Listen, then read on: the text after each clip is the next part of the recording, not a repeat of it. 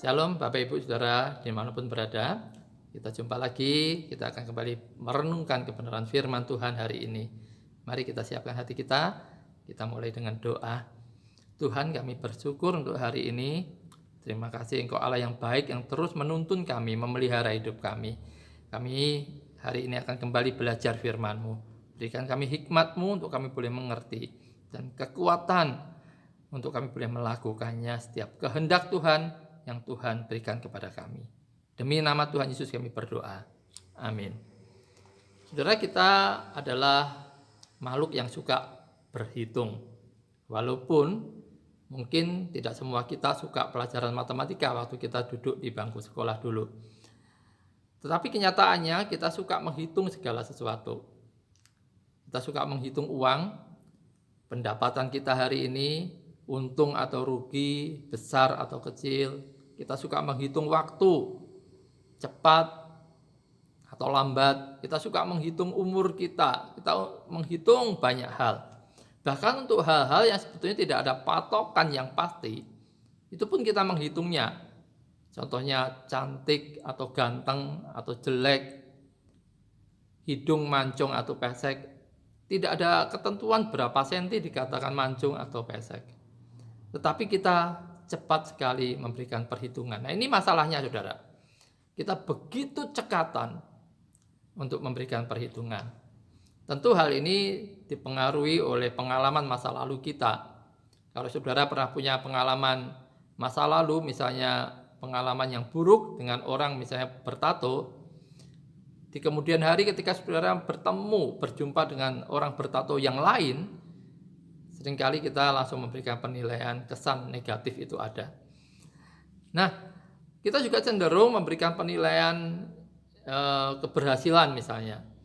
Kalau kita melihat orang atau keluarga punya harta yang banyak, anak-anaknya sukses, lalu sepertinya kehidupan keluarga mereka begitu bahagia. Kita cepat sekali memberikan penilaian, ini adalah keluarga yang diberkati Tuhan dan begitu dikasihi Tuhan. Sebaliknya kalau kita melihat keluarga sederhana yang harus berjuang sedemikian rupa untuk mencukupi kebutuhan hidupnya, lalu kita memberi penilaian, kenapa keluarga ini tidak diberkati Tuhan? Dosa apa yang mereka perbuat? Ada dosa-dosa apa yang disembunyikan? Nah, saudara, benarkah cara penilaian seperti ini? Patutkah kita sebagai orang percaya memiliki cara penilaian seperti ini? Mari kita akan belajar, kita merenungkan firman Tuhan dari 1 Samuel 16 ayat 6 dan 7. Ketika mereka itu masuk dan Samuel melihat Eliab, lalu pikirnya, sungguh di hadapan Tuhan sekarang berdiri yang diurapinya. Tetapi berfirmanlah Tuhan kepada Samuel, janganlah pandang parasnya atau perawakannya yang tinggi, sebab aku telah menolaknya. Bukan yang dilihat manusia, yang dilihat Allah. Manusia melihat apa yang di depan mata, tetapi Tuhan melihat hati. Samuel adalah seorang tokoh yang hidup dalam masa peralihan dari sistem teokrasi ke sistem monarki. Dari pemerintahan Allah kepada pemerintahan raja. Karena pada masa dia, umat Israel ini menghendaki seorang raja untuk memimpin mereka. Mereka mungkin melihat bangsa-bangsa lain dipimpin oleh seorang raja. Maka umat Israel menghendaki hal yang sama. Nah, seharusnya saudara, ketika Eli kemudian digantikan Samuel, harusnya Samuel ini yang memimpin umat. Tetapi ketika Israel menghendaki seorang raja, berarti secara tidak langsung mereka pun menolak Samuel. Kalau kita ada di posisi Samuel, tentu kita akan merasa kecewa mungkin atau tertolak. Tetapi Samuel punya kebesaran hati. Ya, dia akhirnya mengikuti apa yang menjadi kemauan Israel dan dia mengikuti pimpinan Tuhan. Dia kemudian mengurapi Saul menjadi raja Israel.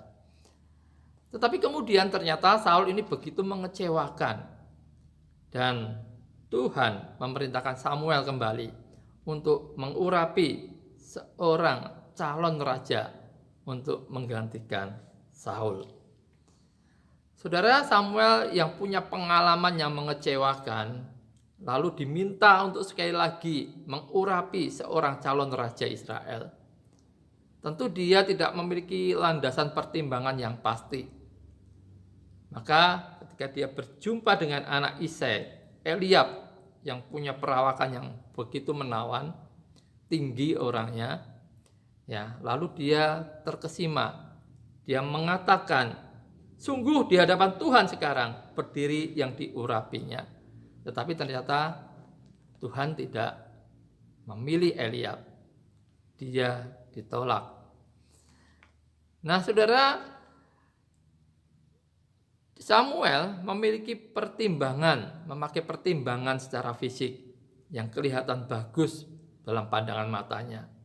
Tapi dia tidak menyangka jika Allah justru memintanya untuk mengurapi Daud yang masih muda belia, masih kemerah-merahan, imut-imut. Saudara, bukankah kita juga mungkin seringkali menghitung dan menilai sesuatu dengan cara seperti yang Samuel lakukan? Mengukur segala sesuatu dengan apa yang nampak, padahal tidak semua hal dapat dihitung keakuratannya dengan cara yang demikian. Saudara, kita tidak dapat menghitung secara instan, misalnya pertumbuhan rohani seseorang atau suatu gereja. Orang yang sudah lama menjadi orang Kristen, puluhan tahun aktif dalam pelayanan, kegiatan gereja, belum tentu lebih mengasihi Yesus daripada orang yang baru saja bertobat. Gereja yang jumlahnya begitu besar jemaatnya belum tentu lebih sehat daripada gereja yang jumlah anggotanya tidak banyak. Namun kita seringkali jatuh pada penilaian yang cepat berdasarkan apa yang kita lihat. Nah, ketika Allah memilih Daud, ini tentu menyadarkan Samuel suatu pengalaman yang baru yang dia dapatkan untuk tidak cepat menilai dengan standarnya. Mari Bapak Ibu Saudara, kita menjadi bijaksana, tidak memberi penilaian terlalu cepat terhadap seseorang berdasarkan penglihatan kita, standar kita. Tapi marilah kita terus melibatkan Tuhan dalam hidup kita, cari kehendaknya, maka Tuhan akan menunjukkan kehendaknya kepada kita, termasuk hal-hal yang harus menjadi dasar pertimbangan kita memberi nilai. Modal kita bukanlah angka, tetapi modal kita adalah takut akan Tuhan. Modal kita adalah percaya, bukan penglihatan kita.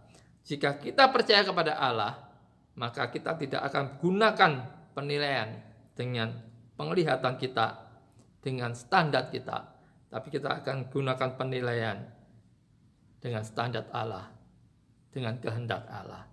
Kiranya Tuhan memberkati kita semua. Tuhan Yesus memberkati. Mari kita berdoa.